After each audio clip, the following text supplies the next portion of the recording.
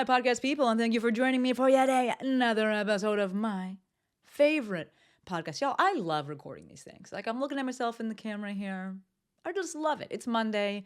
I have such a fun time creating content. So thank you for joining me on this journey, listening, watching, whatever it is that you do. I truly appreciate it. So today we're talking about the value of repetition. If you're listening or watching when this episode drops, it is Monday, August 19th.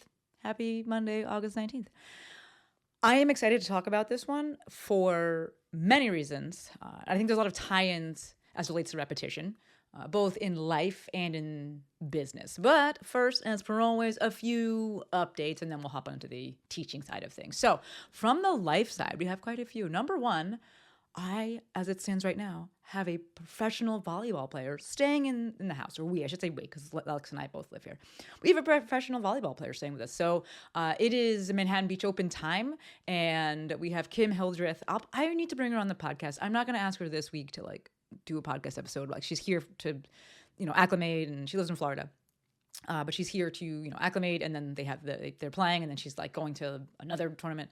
So I'm not going to ask her to do a podcast, but she is here, and it's awesome. By the time this episode comes out, Manhattan Beach Open will have already happened. Kim will be long gone from this place, meaning staying with us.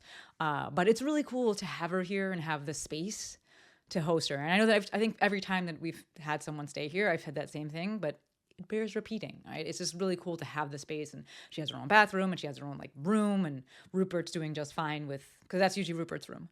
He's doing just fine. So it's just been really, really cool. And yeah, so that's one update.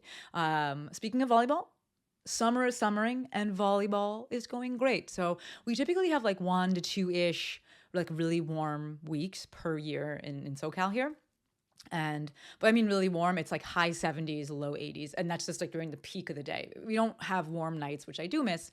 But it's nice because it cools things off. But the temperatures are great. It really feels like endless summer. And it's just super fun to be playing volleyball during that time. And everyone's out, and the beach is the beach. And it's just, we didn't really have that good of a summer last year also. So it's just really nice. Making a bunch of new friends too, just because we have a really fucking good crew at volleyball, and we use this app called GroupMe, and we just add people to it. And whenever people are looking for a new crew, women are looking for a new crew to play with, they tend to end up with us because people are so amazing and nice. So I actually, when I was outlining this episode, I was like, let me just go on a little bit of a tangent with this in terms of making new friends as an adult, or making friends as an adult, because I haven't been asked this question. But I've seen this question asked of people, and I was like, let me just throw my 2 pennies in the ring if maybe you listening to this are wondering about that, right? So I am not looking to make new friends, but I do make them, and I truly do believe that the answer here is to have personal interests outside of work, and really be interested and into those things. Right? I'm thinking about this because I just made a new friend, Mary Lee, and to me, I kind of dissect things, right? Met this woman, we met this woman playing volleyball right before 4th of July, but we met another woman that same day, and we don't talk to her. Nothing against her, but that was it. There was our only interaction. Whereas Mary Lee, has joined the class. We're texting. Lex and I are gonna go to her barbecue. It'll be this Friday, but it will already pass by the time this episode comes out. But a new friend, and it's kind of well, what's the difference here? And to me, it's that we have shared interests, and deep shared interests. Not it's kind of yeah, the thing is cool. It's no, we really like this thing. And it's not for volleyball. That can be one thing. Do you like playing volleyball? But I think, and if I look at Mary Lee, she's also going to med school right now. She's a nurse, she's going to med school, so there's that overlap there. She did CrossFit in the past. She's actually currently goes to Paradiso, which is a box that I used to go to. And she's very into volleyball. I can text her about things, players, names, how they're playing, mindset stuff, and she gets it, and she enjoys talking about it, right? There's this shared deep interest in these things. So I'm thinking about Elisa as well, because last week I went to her house, and we made a little Homo trip to Homo Depot, and we had to get some stuff so that we could set up her. She got a screen for a projector, and we mounted it in her. She's an amazing garage, and I've been friends with Elisa for a bit through volleyball, but it's what about her and me makes us more friendly than with other people. And besides being gay, it's that we are interested in like building things and making things, which is kind of gay in and of itself. But it's this deep interest in things outside of work, or this deep interest in something in general, that allows for these friendships. So not sure if this applies to you, but as I was outlining this episode, I was like, I actually do want to speak about this or speak to this. So if you are looking to make new friends or wondering, how do you make new friends as an adult, I do think there's something to be said about having a deep interest in things outside of work, and you will attract other people and find other people that have that shared interest. All right. Okay. So let's continue with the updates here. You're listening, you're watching, you're hearing me, and the stuffiness, that sinus stuff that I had for a bit, it's gone. God bless. Not magic, or maybe we'll call it magic, right? Because the woo is wow. And I did some lymphatic work. So I did a Lymph Love movement rev regen session, courtesy of my girl, Anna Hartman. I've had her on the podcast. We've talked about her a bunch. We will link both that regen session. You can purchase it. I think it was like $27 or $17 or $30. I don't know. It was very inexpensive for what it was. It was 40 minutes. It's guided. There's no props needed. And it's just helps you move your lymph. And as I was going through these symptoms, I was like, I think I need to go get a lymphatic massage. And I was like, the last thing I fucking want to do is get a lymphatic massage. Not because they hurt or anything like that, but like, I have to find someone. Then I have to like actually go. And I was like, this is too much. Let me just go to Anna and get her online course for that, her on-demand course for that, or on-demand session. So I went and did that.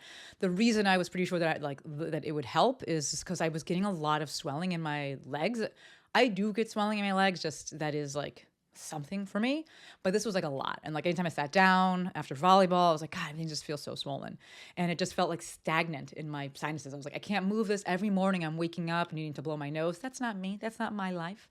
So I was like, let me try the Lymph Love session. And it's always great, if you're listening to this, watching this, you are a movement professional, you understand test, retest. And for me, the litmus test, what I was going to use was actually we're having an earthquake right now. We are having an earthquake and the camera is moving.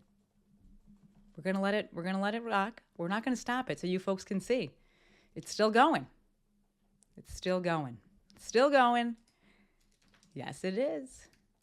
I'm like literally texting Lex. We're going to leave this in, Courtney. Leave all of this in. If you're listening to this, why don't you go and watch the video here so you can see. Welcome to Cali. I'm literally texting Kim. She's downstairs. That was a big earthquake. That was a big one. That was a big one. Texting Yanni. Every time that we have an earthquake, Yanni messages me immediately. She's like very like, but that was a big one. So hopefully, if you're watching it, you could see the camera shaking there. I love earthquakes, folks. I just think it is, and I maybe I put a little disclaimer in there. Anyone that like lived through the big one that happened in like the 90s, I understand the fear and the like not loving them. And I think that for me, it's like a very healthy respect. The same way I feel about the ocean, where it just makes you feel so small and insignificant and reminds you that like there is something so much bigger out there than you. And I love earthquakes. I do. We moved to this place and this apartment is way bigger than my last one. And it's harder to feel them here, which is why I know that one we just had was very big, because you could really feel that one. It was likely pretty close to. We had one last week actually as well, but it wasn't as big. But Rupert felt it. He was like, what? But anyway, we're going to move forward. Love them. I'm glad you got to experience that with me. The stuffiness that I had, all gone. I wanted to use that as the litmus test, to the indicator for like whether or not, the session had quote unquote worked or helped. And I did feel like immediately better. I was looking at feeling my pulses and things like that, and those definitely improved afterwards. And I wanted to go to sleep. Like I immediately fell asleep. But the next morning I didn't have to blow my nose, and I haven't had to blow it in the morning since. So everything has been moving and I'm feeling great. So yes, it worked. And we will link all the things. The episode I did with Anna, we'll link her Instagram, we'll link that regen session, we'll link everything. I'm not an affiliate for it.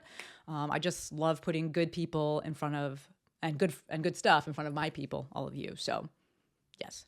The last update, it is Instagram Intensive Season. For those of you who don't know, the Instagram Intensive is my 6-week online group coaching program that teaches health and fitness pros exactly how to use Instagram for online business. I have taken over 550 health and fitness pros through it.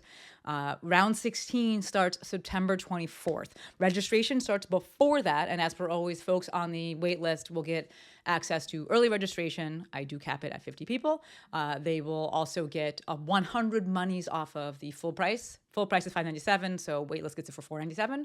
And the waitlist also gets weekly Instagram tips. I send them out.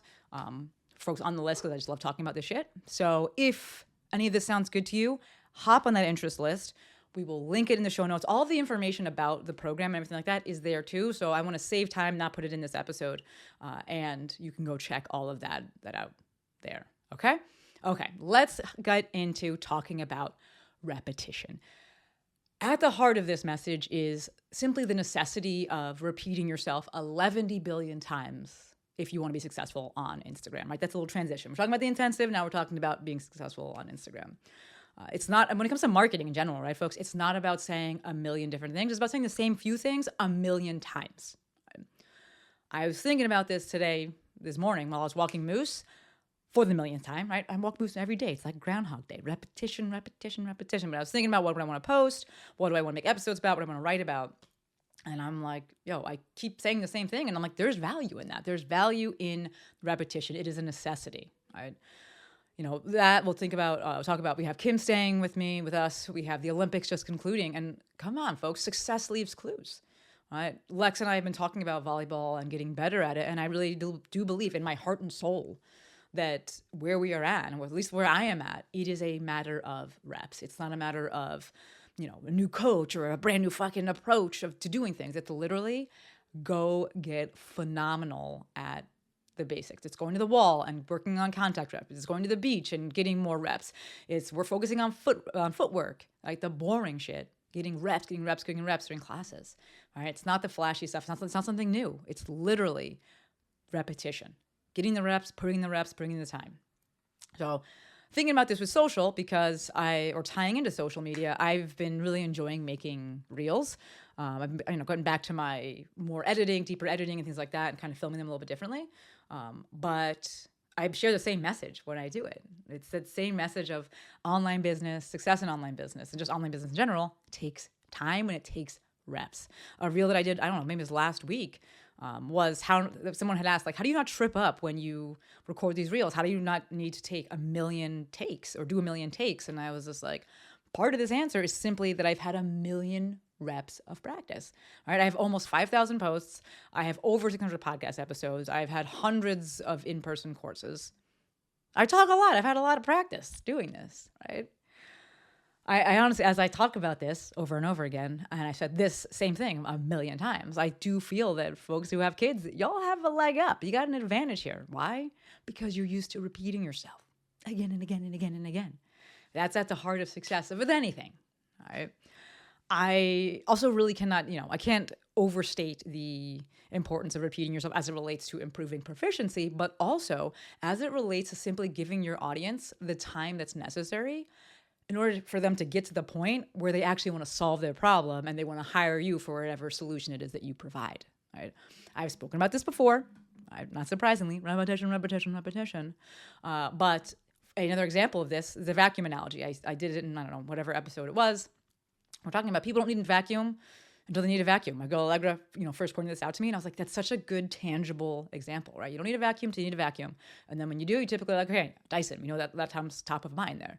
Why? Because Dyson keeps repeating themselves, keep talking about their shit, and they keep making vacuums. Repetition. Yes, I know they make other things, but they started making vacuums in 1983, and they did not move into the hair care space until 2016, right? Lots of repetition in between that. So let this be a lesson in the value or the importance of saying the same thing, and also to repeat yourself 11 billion times when you are actually selling, right? If you're in launch mode, making one post and sending one email, that ain't it. Repetition.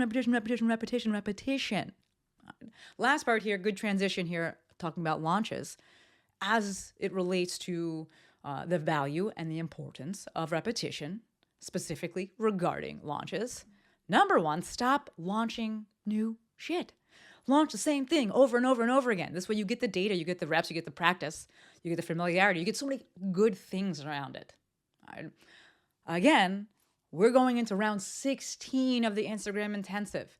And because of that, the entire launch process is honestly not that stressful. Right? Yes, it is work. Absolutely. But I can reuse emails. I can reuse, I already have the sales pages done. I have the waitlist pages. It's been done. The process has already been laid out. I know exactly what I need to do when I need to do it. I have some social media posts on already. I have the messaging all around it. Done. It's already done. Right? So it's not really a big deal to launch this thing. The whole process of also once I actually go to run it, also done. Very, very simple. Right? Gonna borrow that quote again from Tata, I don't know how to pronounce this, Jill's ex-husband. Easy is earned. All right, easy is earned, success leaves clues, and the common denominator for both of those quotes is repetition. Are you willing to put in the reps? Are you willing to repeat yourself 11 billion times? All right, that is all I got for you today. Thank you for joining me for that earthquake. I'm really excited that we got it on camera. I got to watch this back and see just how much the camera shook. That was really cool. Honestly, folks, that was really cool. But thank you, as always, for tuning in, for listening, for giving me your eyes, your ears, your attention. I really, really appreciate it. Do not forget that it is Instagram intensive season. We got round 16 starting on September 24th. Registration for the wait list opens on September 9th. So make a moves and get on that list. All right, that's it. Until next time, friends, Maestro out.